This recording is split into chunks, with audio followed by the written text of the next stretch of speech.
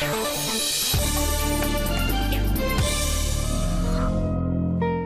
Porsche convertible taking its top off is enough to get some car fans' pulses racing. And not just because of those appealing contours. The new top-of-the-line convertible has more to offer than its pretty soft top. We're more interested in the sporty side of this high-performance speedster. And we came down to the Kyalami Grand Prix racetrack in South Africa to put it through its paces. The skirting has been slightly modified, and the taillights have a three-dimensional form.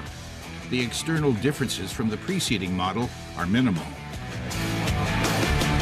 The trunk lid's air vent now has three parts, with black ribs on the right and left.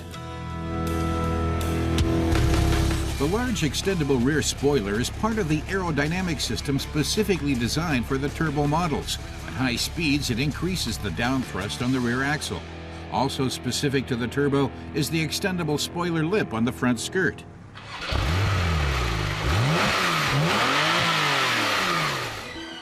The Kyalami course was an official Formula One racetrack in the 1960s and 70s. Porsche has restored the track and uses it as a test facility. Today, former race car driver Klaus Nietzwitz will be looking at the new 911 Turbo. Hey, he's clearly having fun. Unbelievable. Klaus delicately probes the vehicle's limits.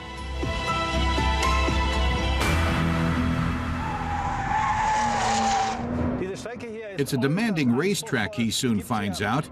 The Kyalami course has slow and fast curves that really test the car, its engine, and its suspension. Kyalami is the acid test for the turbo's refinements. Klaus accelerates down the start and finish straight, taking the engine to about 7,000 revs before shifting to the next gear. This car really has power, reaching almost 240 kilometers an hour here. The vehicle's feel is very neutral. There is slight understeering when you enter curves. When you accelerate out of a curve too early and your electronic assists are turned off, the rear swings out a bit. But it's very easy to balance out, says Klaus. He really feels what the vehicle is doing. The 911 convertible's bi-turbo six-cylinder 3.8-liter engine produces 397 kilowatts of power, 15 more than its predecessor. It rockets from 0 to 100 kilometers an hour in just 3.1 seconds and keeps going up to 320. The turbo is in its own league, but unfortunately also when it comes to its price. In Germany, this convertible starts at almost 188,000 euros.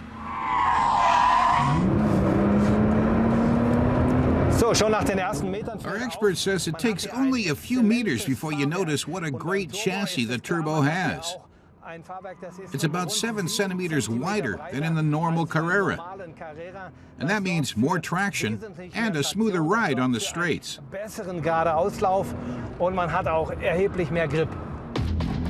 Here you can clearly see how, at high speeds, the front lip and rear spoiler work to convert the forces involved. The car hugs the road like a board. The turbo models come with all-wheel drive.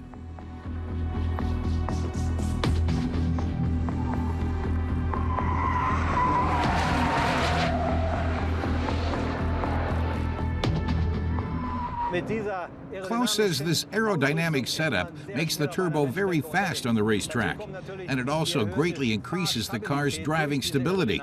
The Porsche 911 Turbo convertible comes very close to a true racing car.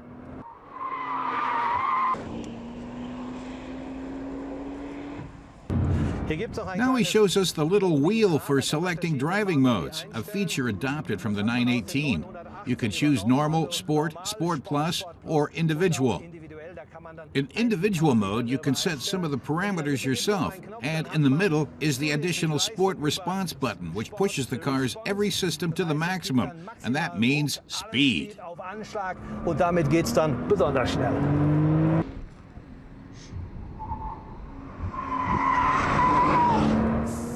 Now Klaus lets up on the accelerator and sums up. The new Porsche 911 Turbo Convertible is something very special when it comes to driving performance, dynamics, and power delivery. He doubts it can be topped within its class.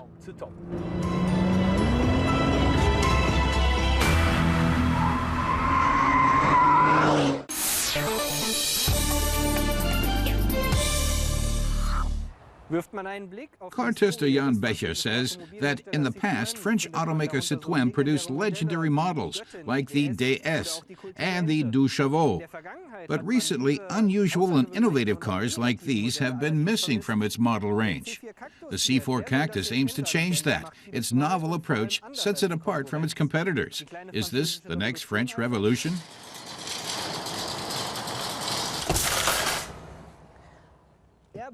Jan says Citroën calls these air-filled side panels air bumps.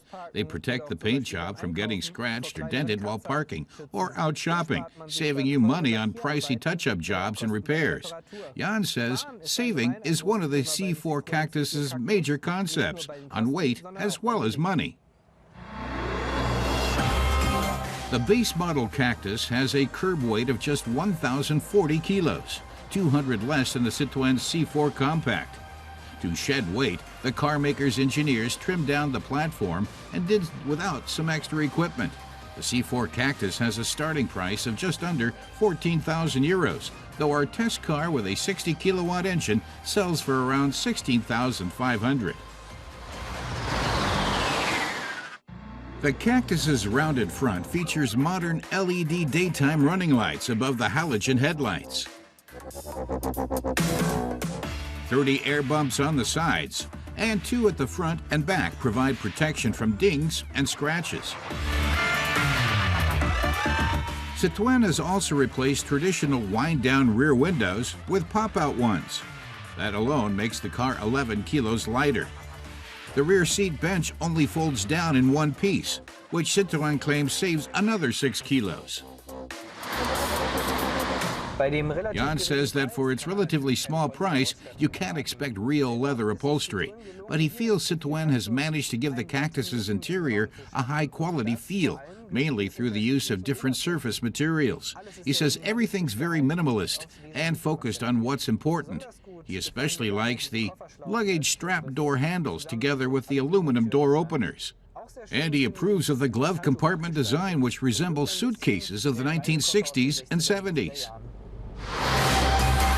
To make space for that large and chic glove compartment, the front passenger airbag has been moved and is now elegantly stowed in the roof.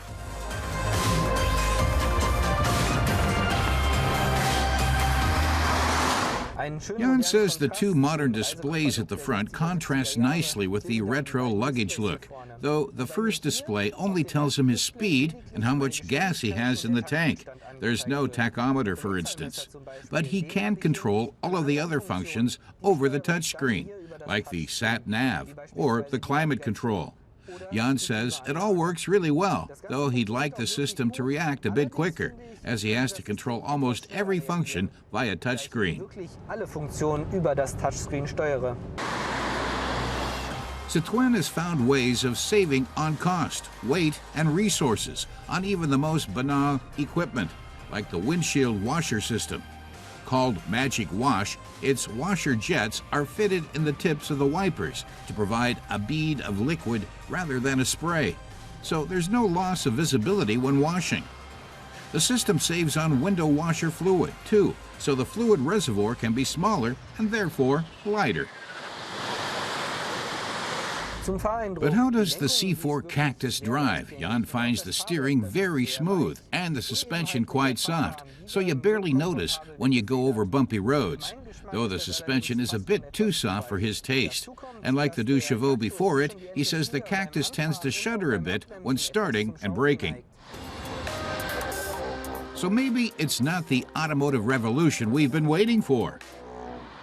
Jan feels what's really special about the C4 Cactus is that Citroën has built a back-to-basics car. It has few bells and whistles, but doesn't scrimp on comfort either. It's packaged in a fresh design at an affordable price, so the Cactus C4 could be called a mini revolution after all.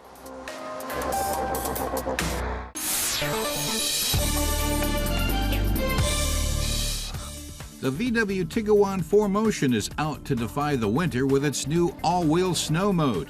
It now has an 11 millimeters higher ground clearance than the front-wheel drive models. The Tiguan 4Motion initially goes on sale in two engine versions, the 2.0 TDI with 110 and the 2.0 TSI with 132 kilowatts. Toyota presents the next generation of the Prius. A born pioneer of hybrid technology, this fourth edition boasts new record-setting figures in fuel consumption and emissions. The new version officially produces just 70 grams of CO2 per kilometer and also comes with new features and fresher styling.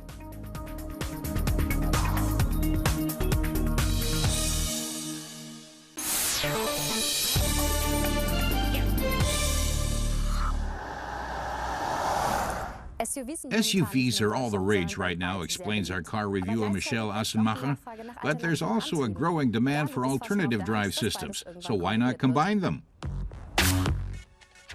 Volvo got off to a head start last summer with the revamped XC90.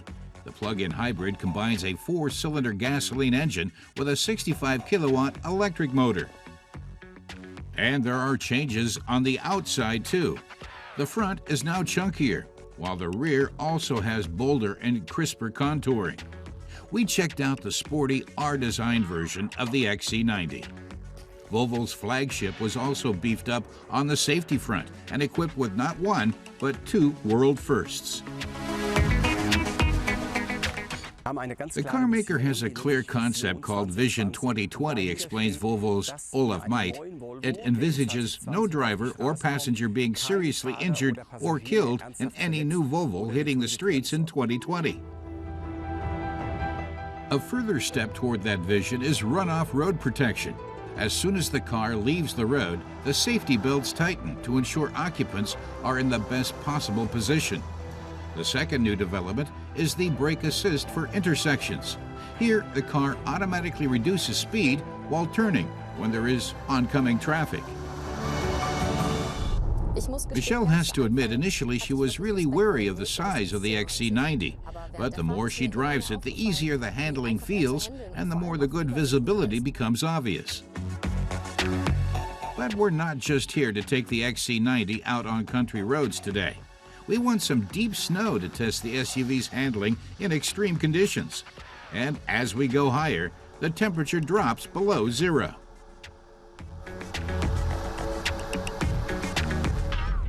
The XC90 also gives you a range of driving modes, of course. Michelle takes us through the three modes available with the hybrid engine. Save allows you to charge up your electric motor while driving. Pure is running solely on electric power. And there's also the hybrid mode, where the vehicle alternates between the gasoline engine and the electric motor in order to minimize fuel consumption. The two units together generate 300 kilowatts, and according to the manufacturer, the car needs just 2.1 liters of gas for 100 kilometers.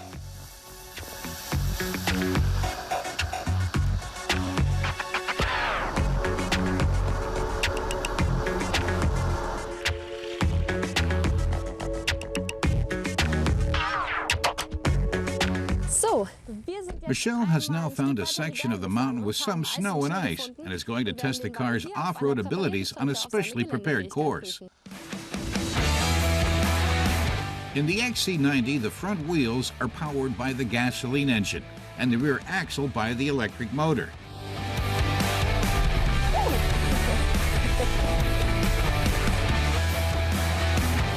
In all-wheel mode, the electric motor is basically on standby and is only activated when the front wheels start to spin.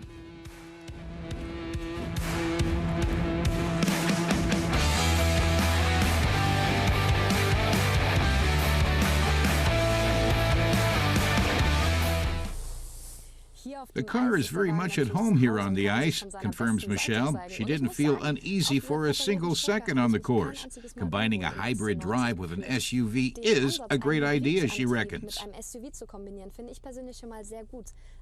Although, out on this icy surface, she can only drive in all-wheel mode, not hybrid. And that means that here, fuel consumption is way higher than the 2.1 liters claimed by Volvo. Hybrid mode is for minimum consumption, while all-wheel drive is about maximum power.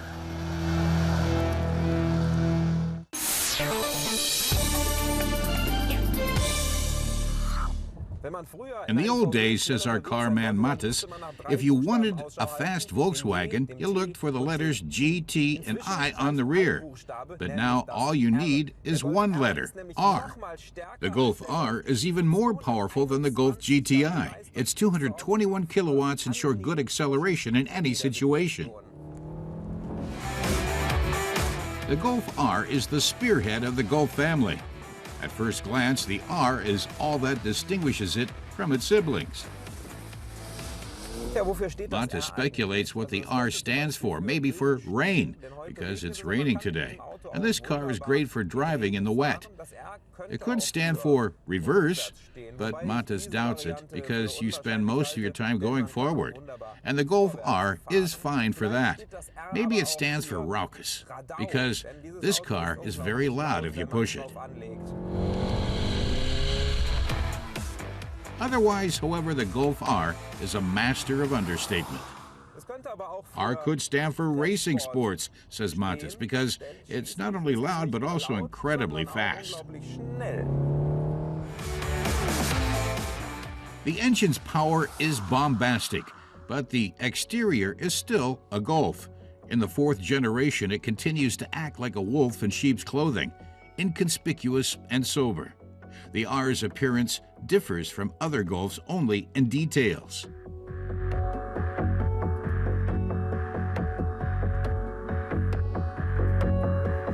From the side, the mighty 18-inch alloy wheels are a strong hint that this Golf packs a bit more power.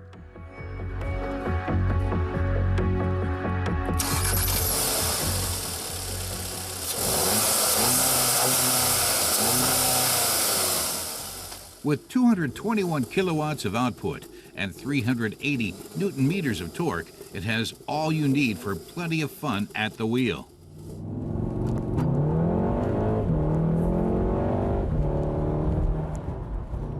The Golf R has plenty of sound in the interior, considering that its engine has only 4 cylinders. The interior is visually understated too. The R's trademark is the color blue, which appears in various places on the inside. A little carbon fiber and piano black trim, but all of it very reserved. Nothing about this car is obtrusive. The seats have combined leather and fabric upholstery.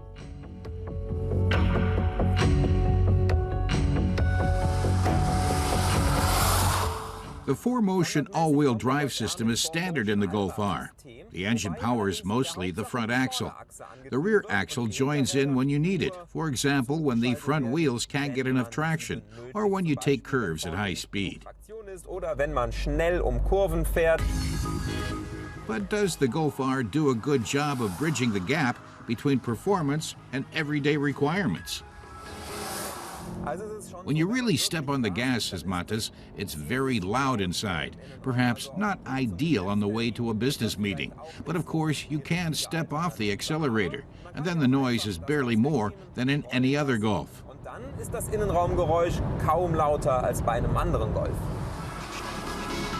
Like every Golf, the R is a well-designed car. Mattes' evaluation is ambitious nonetheless. The Golf R is a lot of fun, but in everyday use, it's not that different from a normal Golf or a Golf GTI. The interior looks almost the same, except for the blue dial handles. The suspension is a little lower and a little harder, but you don't need that for everyday purposes. And so the question is the big difference in price worth paying?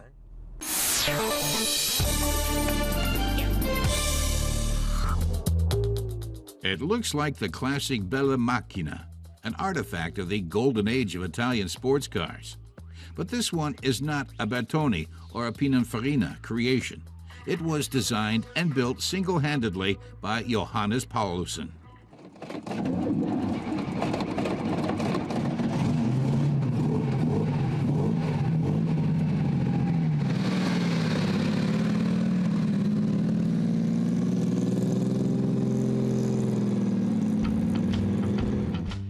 The Beradino is a two-seater in the tradition of the 1960s sports cars. Johannes Paulsen has been honing his personal automotive vision for more than 50 years now. At 17, he began dreaming of a super sports car, one that would surpass the Ferrari 275 or the Ford GT40. He explains that his original idea was not necessarily to build his own car, just to own one. But when he showed his father what cars like that cost, he was told he would never be able to afford one. The Beradino may look like a pricey sports car by one of the elite makers, but nearly every part of it was designed and built by Paulsen himself, with a visual and technical quality that impresses even the experts. The automotive technology graduate put around 7,000 hours into it, from the first drafts to the completed automobile.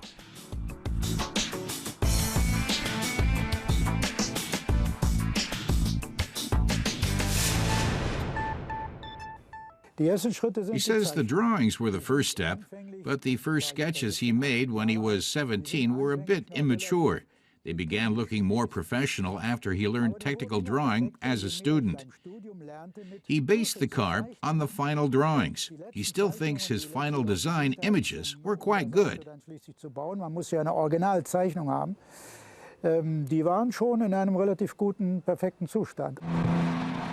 To finalize the design, Paulsen had to fashion a 3D model of the body.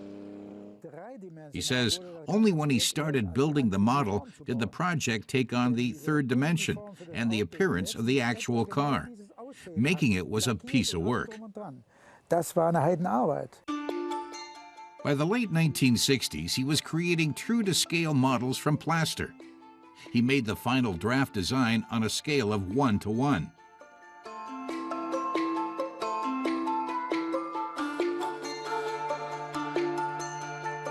Paulsen built a negative mold and laminated the Beradino's body in fiberglass reinforced plastic.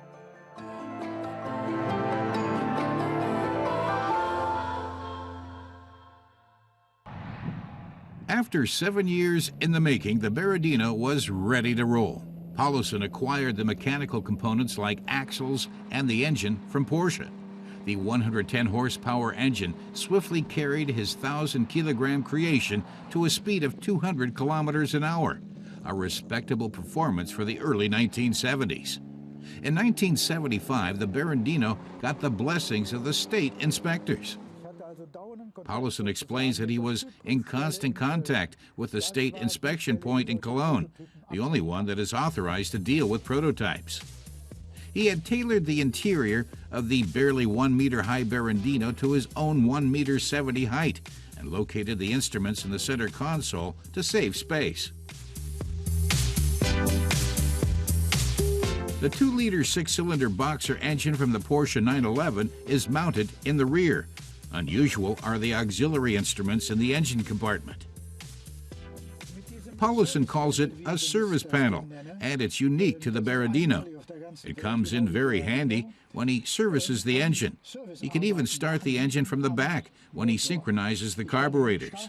He put all the instruments needed for the 911 engine in the rear, such as the oil pressure and temperature gauges.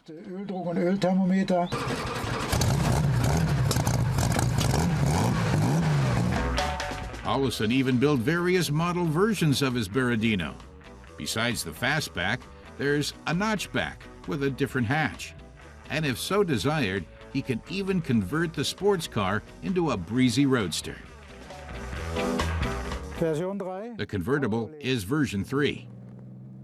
And Paulsen sees a bright future for the Beradino. He says he's got plans for modernizing the car to make it attractive to today's drivers. It's not a matter of copying the now vintage sports car, but of redesigning it with cutting-edge components and technology. Sondern man muss jetzt ein Auto von neu auf konstruieren mit moderner Technik. Paulsen is on the lookout for partners willing to contribute to the new Beradino.